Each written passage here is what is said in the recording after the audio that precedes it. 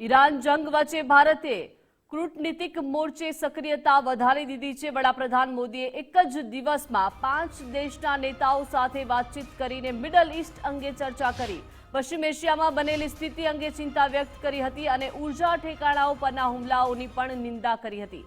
વડાપ્રધાન મોદીએ ક્ષેત્રમાં ઝડપથી શાંતિ, સુરક્ષા અને સ્થિરતા પુનઃસ્થાપિત કરવા સંવાદ અને કૂટનીતિકની જરૂરિયાત પર ભાર મૂક્યો। હોર્મુઝ સ્ટ્રેટથી સુરક્ષિત અને મુક્ત અવરજવર માટે પણ ભાર મૂક્યો છે। વધુ માહિતી સાથે સહયોગી વિજય દેસાઈ જોડાઈ ગયા છે। વિજય, જે રીતે હવે મિડલ ઈસ્ટમાં યુદ્ધ થઈ રહ્યું છે, આજે 21મો દિવસ છે, પરંતુ અહીંયા વડાપ્રધાન મોદીએ એક જ દિવસમાં 5 દેશના નેતાઓ સાથે વાતચીત કરી છે।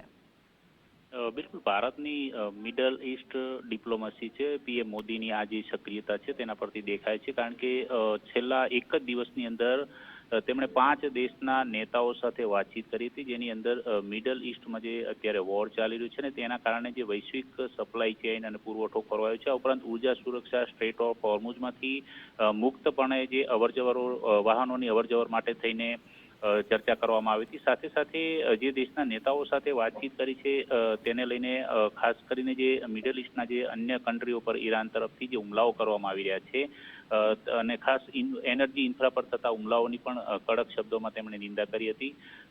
તેમને સૌથી અગત્યની જે ચર્ચા અંગે જે પોસ્ટ કરી છે તેમાં છે કતારના અમીર શેખ તમીમ બિન હમદ અલ થાની સાથે વાતચીત કરીને તેમણે સાથે કતારની જનતાને ઈદની શુભેચ્છાઓ પણ આપી હતી। સાથે બંને નેતાઓ વચ્ચે ખાસ કરીને જે એનર્જી ઇન્ફ્રાસ્ટ્રક્ચર ક્ષેત્ર ઉપર જે હુમલાઓ થઈ રહ્યા છે કતારમાં તે અંગે પણ ચર્ચા થઈ હતી। આ ઉપરાંત જે ખાસ જોર્ડનના કિંગ અબ્દુલ્લા બીજા સાથે પણ તેમને વાતચીત કરી હતી અને ત્યાં પણ આ જ મુદ્દા ઉપર ચર્ચા કરી હતી। એ સિવાય ફ્રાન્સના રાષ્ટ્રપતિ ઇમેન્યુઅલ મેક્રોન સાથે પણ ચર્ચા થઈ હતી। મલેશિયાના વડાપ્રધાન અનવર ઇબ્રાહિમ સાથે પણ તેમને ટેલિફોનિક ચર્ચા કરી હતી।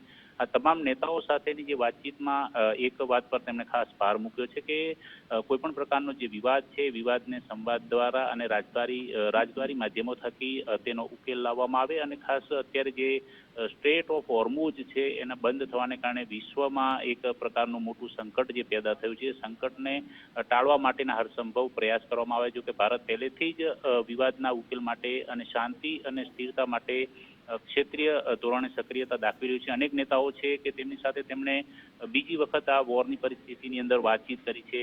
તેની અંદર કતારના શેખ સાથે પણ તેમને બીજી વખત વાતચીત કરી હતી। જોકે આ અગાઉ તેઓ ઈરાન, ઇઝરાયલના રાષ્ટ્રપતિ સાથે પણ વાતચીત કરી ચૂક્યા છે। સાઉદી અરબ, યુએઈ, બહેરીન સહિતના તમામ મોટાભાગના દેશના નેતાઓ જે છે તેમની સાથે તેમણે ચર્ચા કરી હતી, જેના પરથી સ્પષ્ટપણે દેખાય છે કે ભારત કૂટનીતિક રીતે અત્યારે મિડલ ઈસ્ટના જંગમાં સક્રિયતા દાખવી રહ્યું છે। જી વિજય, આભાર વિગત સાથે જોડાયા તે બદલ।